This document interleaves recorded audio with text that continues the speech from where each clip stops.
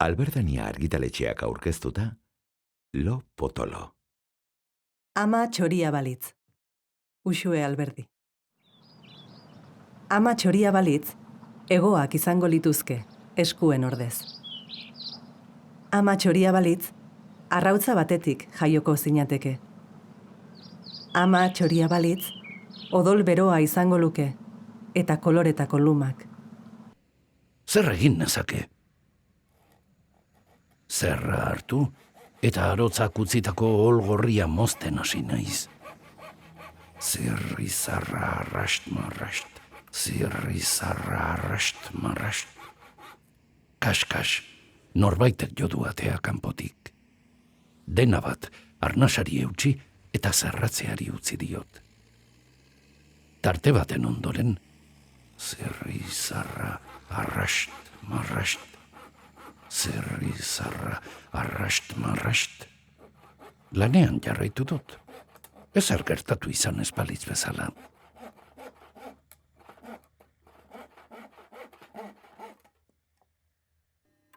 Eider izena dut.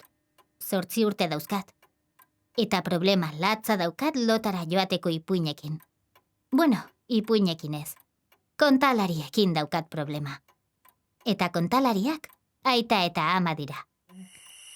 Burua erori zait ametxen eltzean, besoak etzan zaizkit lapiko beltzean, kafe usaina egin aurretik etxean, nora joaten da gaua eguna heltzean.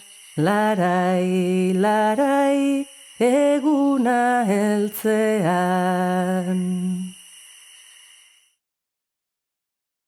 Egunon eta ongi etorri ekitaldi xume honetara. Ni Oier Etxebeste Jimenez naiz, eta bihotzez eskertu nahi dizuet gure gonbita onartu duzuelako. Guretzat oso egun berezia da gaurkoa. Alde batetik, gaurko saio honek ekimen berritzaile baten albistea dakarrelako.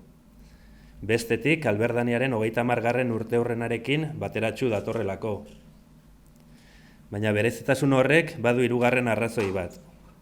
Euskal liburugintzan ari garen guztiok badakigu hil edo biziko kontua dela teknologiak eskura jartzen dizkigun baliabideak modu egokian erabiltzea. Eta Albertaniak gaur beste urrats bat egin du bide horretan. Gaurko ekitaldi honi hasiera eman dion bideoan egiaztatu ahal izan duzue nola zaindu ditugun ekoizpen prozesu osoan zehar, gaur aurkezten ditugun 14 audioliburuak. Lankidetzan aritu gara egitasmo honetan, audioliburuak.eus, enpresa espezializatuarekin, eta ezin hobea izan da emaitza. Gaur aurkezten ditugun 14 audioliburuei buruzko berri zehatzagoa emango digu berehala, Aritz Galarraga gure editoreak. Nik nire aldetik aurreratuko dizuet, adin guztietako irakurleak, edo kasu honetan entzuleak, hartu ditugula kontuan funtseko liburu eta nobedadeen artean. Aski berezkoa iruditu zaigu horrela jokatzea, esperimentaletik asko duen apustu honetan. Bideak esango digu hemendik aurrera zein hildotan indartu beharko dugun ahalegina, eta harreta handiz aztertuko ditugu jakina, oraingo labealdi honen harrerak emango dizkigun datuak. Aurrerantzean eskaintza finduz joateko. Literatur edukiaren aldetik berriz, lagin zabala osatu nahi izan dugu. Naiz eta eleberria den genero nagusia, ipuin edo narrazio laburren aldean. 9 novela, 4 ipuin bilduma eta genero desberdinetako piezek osatzen duten liburu bat. Lo Potolo, haurrentzako bilduma hain zuzen ere. Ekitaldian zehar horien guztien lagin laburrak entzun ahal izango ditugu. Idazleen ikuspegia ezagutzeko ere aukera izango dugu, Amaia Teieria eta Angel Lertxundiren eskutik. Eta Albertaniako editoreek, Aritz Galarragak eta Jorge Jimenez Bekek, egitasmo berritzaile honi buruzko gogoeta eskainiko digute. Mila esker.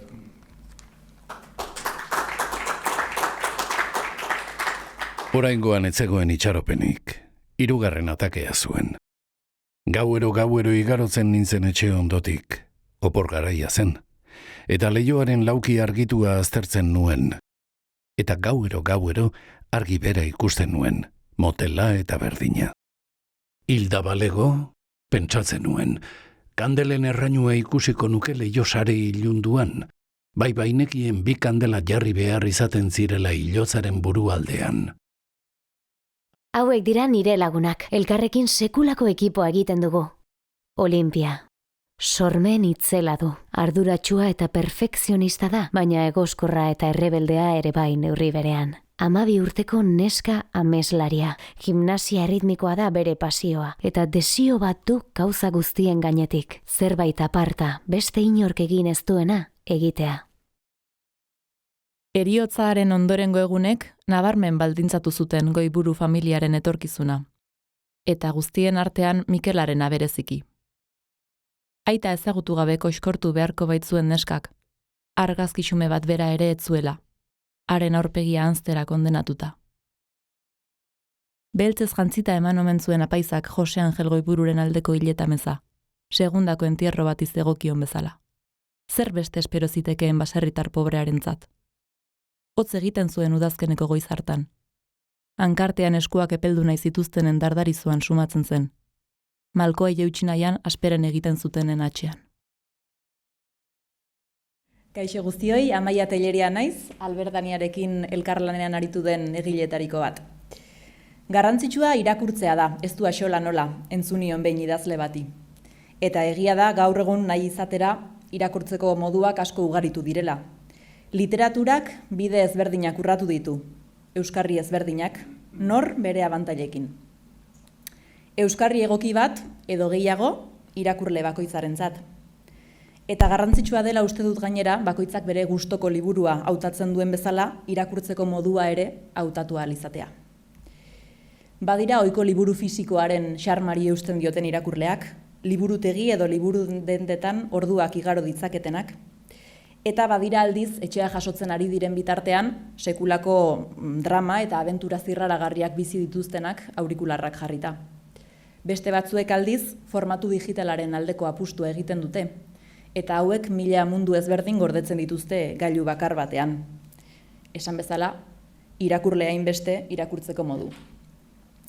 Irakurketa ohituren inguruan egin diren azken ikerketek joera aldaketak erakusten dituzte. Gero eta jende gehiagok irakurle gazteek bereziki formatu digitalen aldeko apustua edo eta audioliburuen autua egiten dutela ikusten dugu. Azken hauen erabileraren aldeko arrazoietan hainbat aipatzen dira. Esate baterako erosotasuna. Gure bizi erritmoa kontuan izan da, zein bizkorrak diren, zein antolatuak diren, honek multitasking delakoa egiteko aukera ematen digu. Beste zerbait egiten ari garen bitartean, liburua entzutekoa, esaterako. Bestetik, ikusmen urritasuna duten pertsonen zarako ere, irakurketa zabaltzeko modu bada, ezta? Beraien gana iristeko beste modu bada, beraz hori ere aipatzen da arrazoien artean.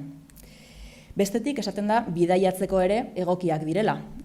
Alde batetik espazio fisiko oso gutxi okupatzen dutelako, eta bestetik, bidea luzea balin bada, entretenigarri edo pizgarri izan daitezkelako bidaiatzen ari garen bitartean.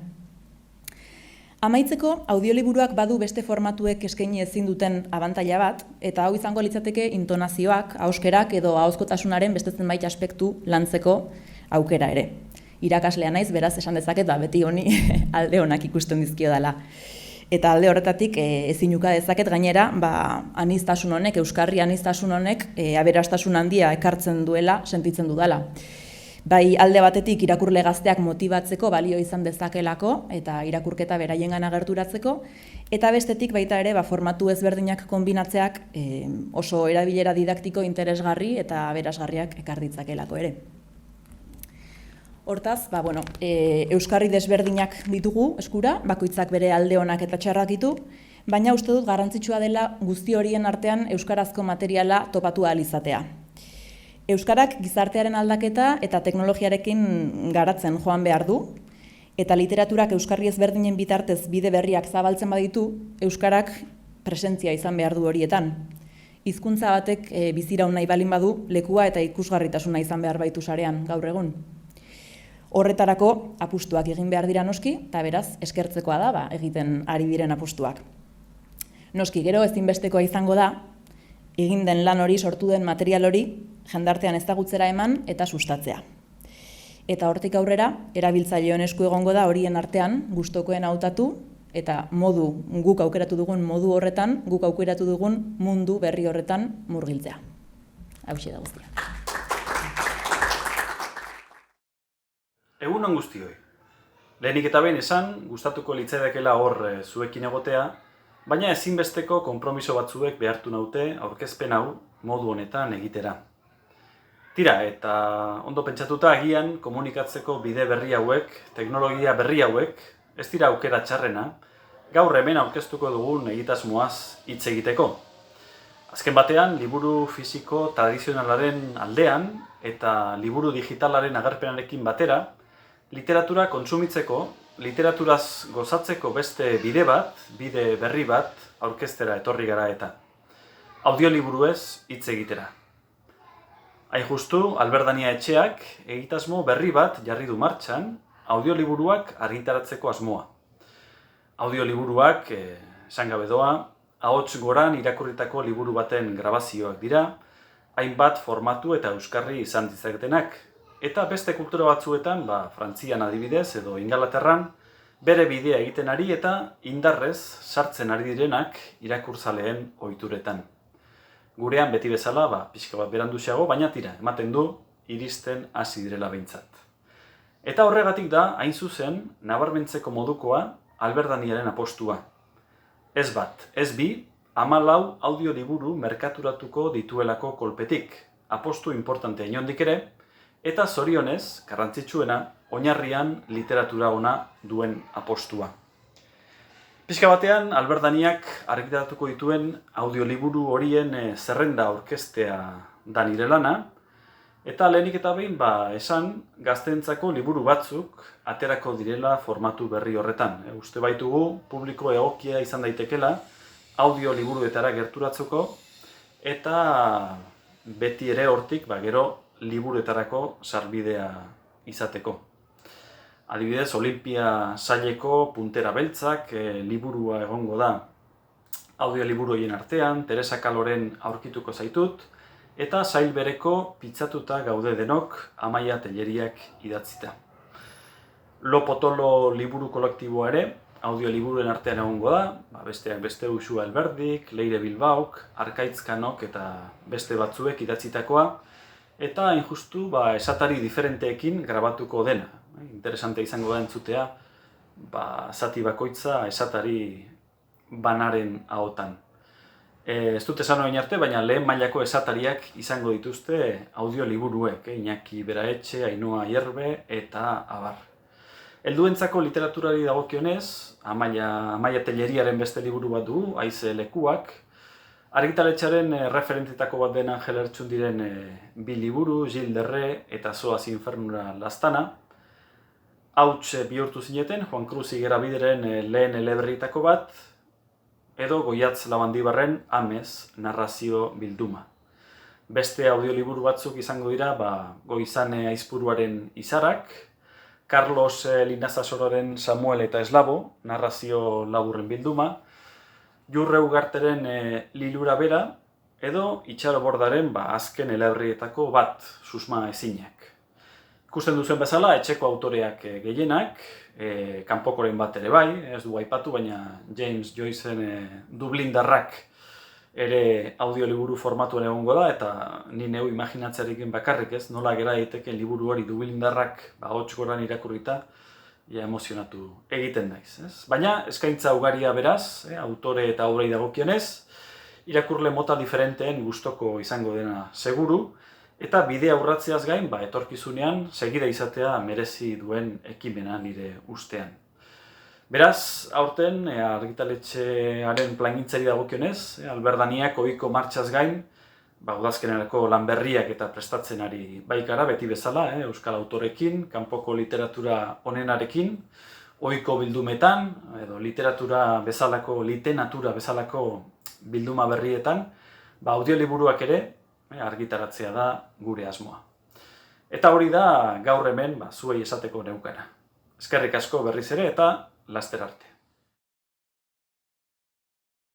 Leihoetako pertsianek kanpoko argia moteltzen dute, ilunpe halako batek hartua du logela. Matrimonio ohe batean, 40 urte inguruko gizon kaskail badago etzan da. Begiak itxita eta gerritik gora biluzik. Ohearen bi alboetako maitxoetako batean, harmonika bat. Argi motelduak, aldian behin, distirak eragiten dizkio harmonikaren estalki zuri nakarrezkoari. Herri hau, itsaso sakon bat zela errantzuen poetak. Itsaso guztiek bezala, batzuetan haserre altxatzen da, lehorra kolpatuz, eta besteetan, lasai eta azala leundakusagu, ondartzak amultxoki laztantzen, aldi berean gozo eta zakar. Arotzaren maiukada laburrek bakarrik urratzen zuten, lautadako isiltasun trinkoa, eguzkia bidearen erdian, argia berare entzun zitekeen, basoan eta kanpamenduan, ez baitzen txintik ere sentitzen, maiukadez landa, nire aldian behingo aginduren bat salbu. Zerraldo bat josten ari ginela, esango zukeen itxu batek. Halako batean, ordea, sekulako zalaparta entzun zen, ibaiaren beste aldean baso sarriaren aldetik, eta kolpean, irrintzika eta oiuka lehertu zen kanpamenduko isiltasuna ere. Egunon, ona autobus nentorrelarik, gogoratu naiz, latinezko esaldi zahar batez, oso ezaguna dena, eta dioena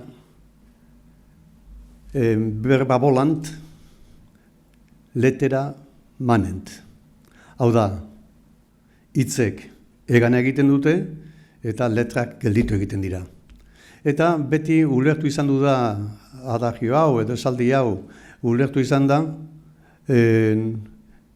ahozko jarduna garrantzirik ez balu bezala eta benetako balioa idatziak izango balu bezala, letrak balu bezala. Eta horrela ulertu izan dugu mendeetan da mendeetan esaldi hau, baina abstraketa berri batzuk eta testu berri batzuk azaldu dian bidetik, eta Borgesek eman zuen pista baten bidetik, nonbait lehendabiziko esaldiaren benetako esanaia bere garaian zan, justu ahozkoa iritsi egiten dela, egan egiten duela eta bere bidea egiten duela. Herrian, herritik herrira, belarritik belarrira, bere bidea egiten duela. Eta letra berriz, antxe gelditzen direla, pergamino batean, edo gure kasuan libururen batean, noiz irakurle bat etorriko liburua irakurtzea, eta bar. Letrak, literatura hitzak, zer eramango etimologikoki bere barrenean, eta letera hitza, letra.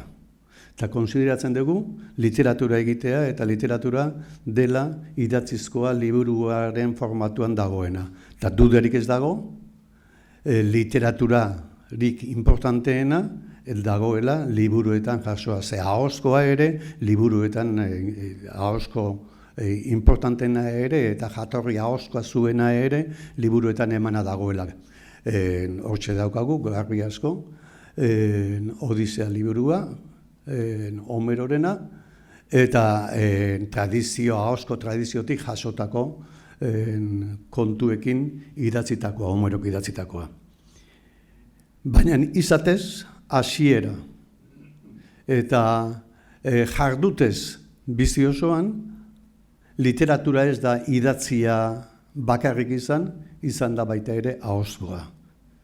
Etxetik hasten dan, ama hizkuntzaren tradizioa, umea jaiotzen denetik, eta umea jaio aurretik amak esaten dizkion kontuak, oraindik ere jaio ez den umeari. Kontatzen zaizkion ipuiak, kantatzen zaizkion zehazka kantak, eta gero, 6-7 urte arte, umeak irakurtzen ikasten ez duen arte, literatura klase bat jaso du. Baina, ara non, irakurtzen duenean, hasten gerala esaten, ja, literatura irakurtzen du gure umeak.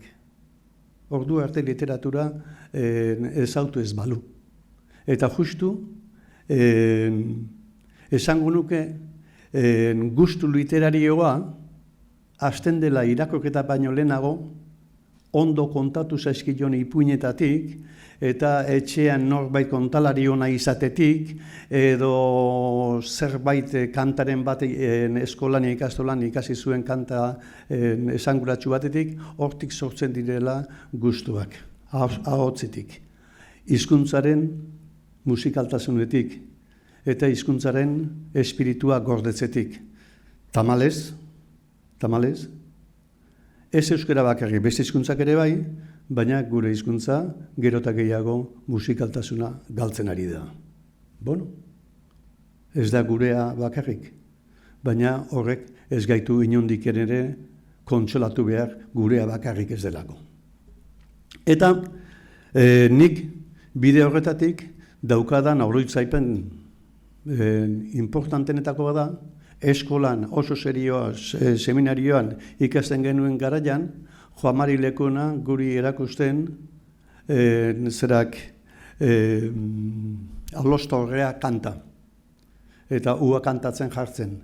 Edo irakurri zizkigunean lehendabiziko kapituluak Domingo Agirreren Garoakoak.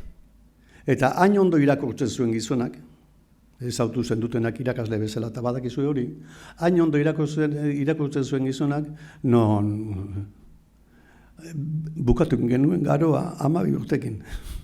Eta meritua bada.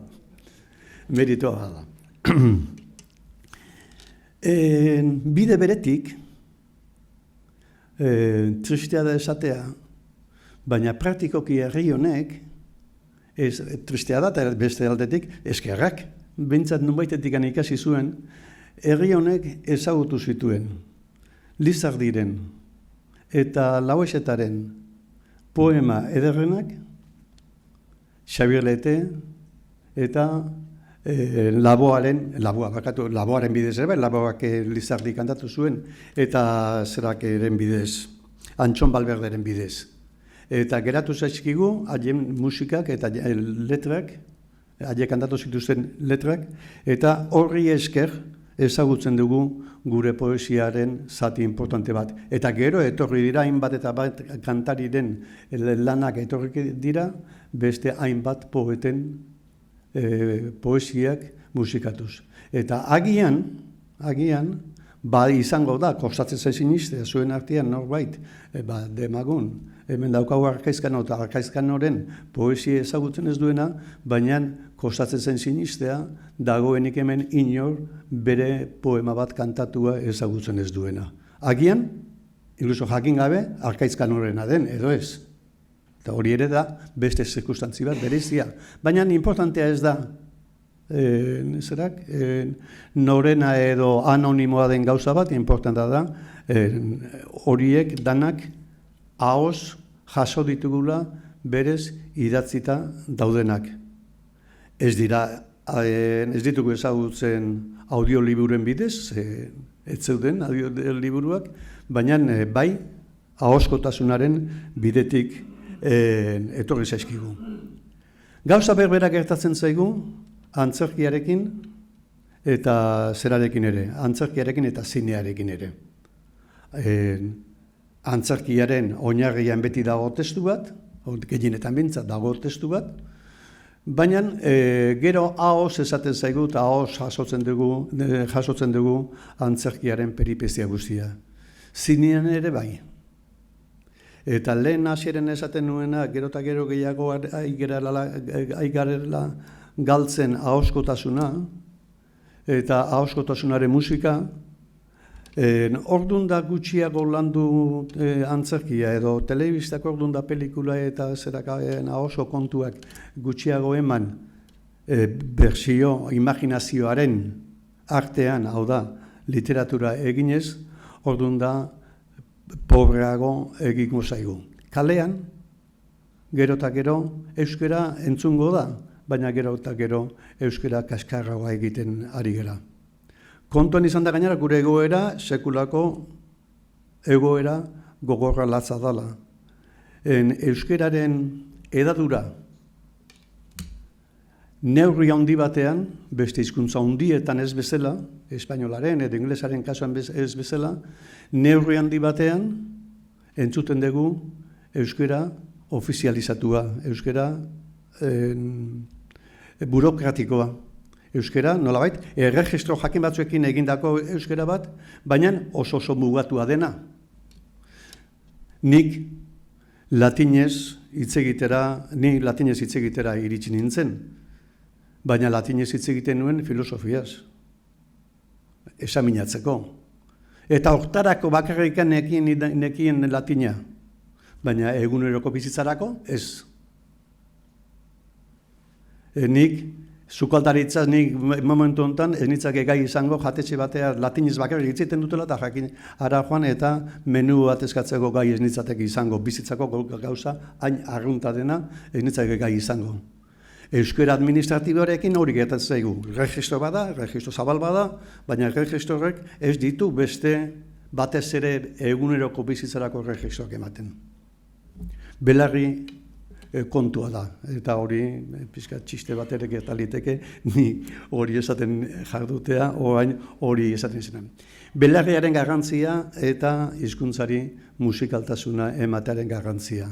Eta nik ezagutzen ditudan audioliburuak dira frantsesa eta italiera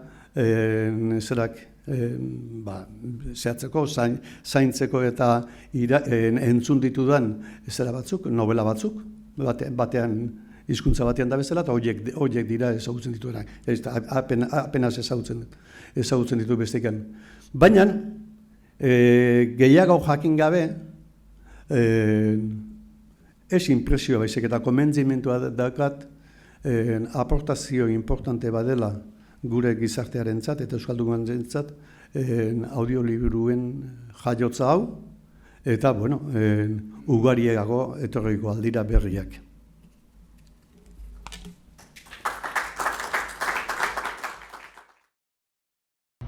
Bai, egunon Baionatik, nahi nituzke hementik beretik, eskerrak eman Alberdania argitaletxiko arduradunei egin duten bideagatik eta suertez nik ere bi aldiz ukan dut zorion hori Alberdanian publikatzeko lehenik hiruko eta azken denbora hauetan susma ezinak.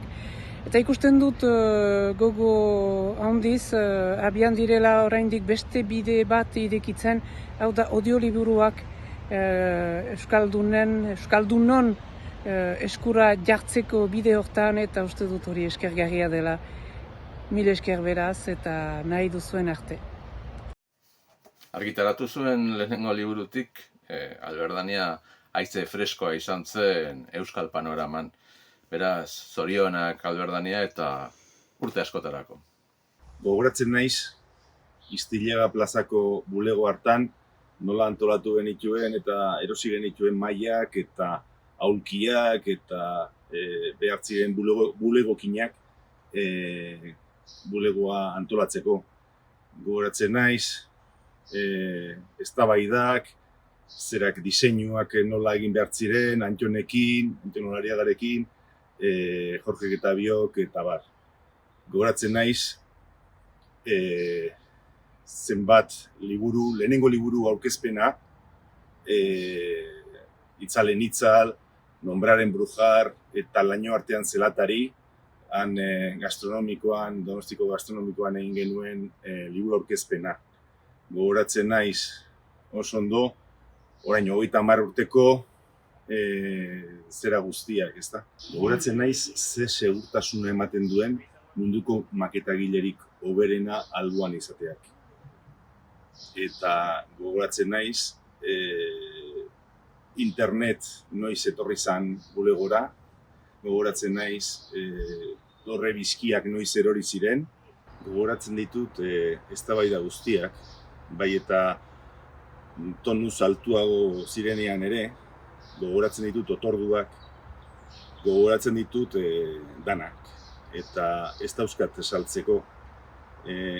saltzeko ikasitako guztia. Baina hori dana iragana da, eta gaur egun bada Alberdania, eta niko padio dana da etorkizunean ere hor egotea eta etorkizun oparo izatea.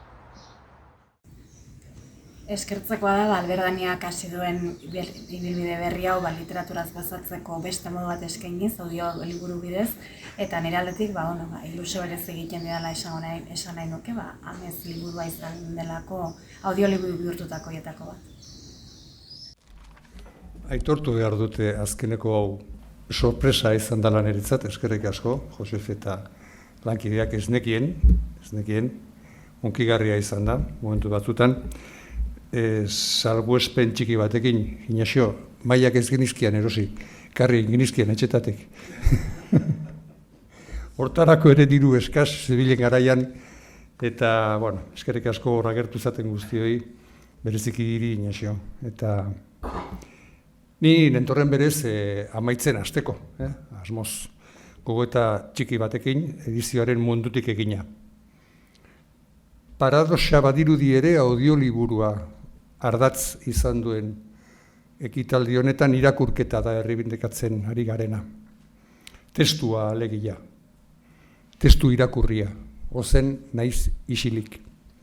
Eta testuarekin batera jakina literatur sorkuntza. Gogoan dut oso gogoan, zein ahots gutxi entzun zen 2010 inguruan, liburu elektronikoak dena jan behar omen zuen garai hartan, gogoratzen baldin bazeate, sorkuntzari begira euskarri berriak ekar zezakeen bulkadari buruz. Eta zein ugari izan ziren ordea liburugintzaren industriarentzat ekar zezakeen kalteaz mintzatu zirenak. Ia 15 urte geroago badakigu ibukak ez duela liburugintzaren sektorea ondoratu. Eta aldiz literatura gozatzeko aukera erraztu egin diola irakurle ez gutxiri. Beste hainbeste eskatzen diogu hain zuzen ere audioliburuari. Literatura irakurtzeko zaletasunak sekulako etsai ditu gaurko bizimoduaren hainbat ezaugarri. Eta horien artean bat azpimarratuko nukenik. Probetxuz, gozatuz irakurtzeak ezinbestekoa dituen trenpu eta tempusa arrotz bilakatu zaizkio gaur jende asko eta askori. Horrekin batera ezagutza, gogoeta eta informazioaren beraren banalizazioa ere arerio du literaturak. Garai aldrebesak hauek ere lirikarako. Zer esanik ez, kontu hauei begiratzerakoan euskararen betaurrekoak janzten baditugu. Marrazten ari garen errealitateak ordea ezin gaitu etxipenera kondenatu. Alderantziz, bide berriak urratzera bultzatu behar gaitu. Bai literatur sorkuntzaren beraren alorrean, bai liburugintzaren industriarenean ere. Alberdaniak 30. urteurrena betetzen ari den honetan, hain zuzen ere, berretsi egin nahi du bide berrien aldeko apustua. Eta bere garaian ibukarekin aitzindari izan zen bezala, euskarazko audioliburuaren eremuan ere halaxe jokatu nahi du. Literatura irakurlengana hurbiltzeko bide berri bila. Hortik datoz, hain zuzen ere, gaur aurkeztu ditugun 14 audioliburu hauek, lehen oierrek eta aritzek aurkeztu dizkizuetenak. Baina bada zerbait, zintzotasunez aitortu behar duguna zuen aurrean eta euskal gizartearen aurrean. Alberdaniak eta audioliburuak.eus enpresak elkar hartuta hasi berri dugun abentura hau ezinezkoa litzateke erabat, euskal instituzioetatik iritsi den bulkada izan ezean. Argi eta garbi aitortu nahi dugu eta eskertu, alde batetik EITB-ren ekimena, modu esperimentalean audioliburu batzuk zirkulazioan jarri zituena, eta bereziki Eusko Jaurlaritzaren kultura eta hizkuntza politika sailak 2022an lehen aldiz bideratu zuen dirulaguntza, aurten ere martxan jarri duena. Animatu nahi ditugu gure instituzioak neurri horietan sakontzeko. Sektoreko eragilekin lankidetzan noski, ahalegin koordinatu eta jarraitua behar baitu irakurketa bultzatzeko langintzak. Alberdania lanerako prest dago erakutsi duen moduan. Eta azkenik eskertu nahi dizuet gaur gurekin bildu izana zuei guztioi, eta audioliburu ez ere goza dezazuela opa dizuet.